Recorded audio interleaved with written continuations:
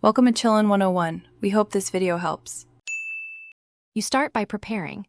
Back up your saves to the cloud or export manually so you don't lose progress.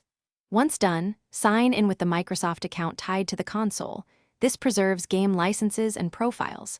Make sure the console is on stable power and disconnect unnecessary USB devices to avoid interruptions. Now open Guide, go to Profile and System, then Settings. From there choose System and Console Info. You're ready to initiate the reset process. Proceed deliberately to avoid accidental data loss. You now choose how thorough the reset will be and why.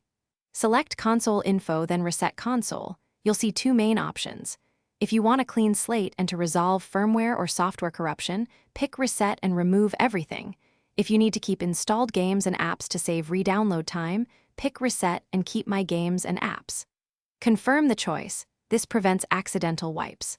The console will restart and begin the chosen reset process. This can take from several minutes to over an hour, depending on option and storage size. You finish by completing the out-of-box setup. Choose language, network, and sign in with your Microsoft account so cloud saves and subscriptions restore. Make sure system updates install. These often arrive right after a reset. If the reset stalls or the console won't boot, perform a full power cycle. Hold the power button for 10 seconds, unplug for 30 seconds, then restart.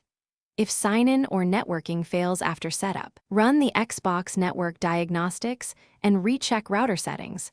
These steps resolve. Thanks for watching.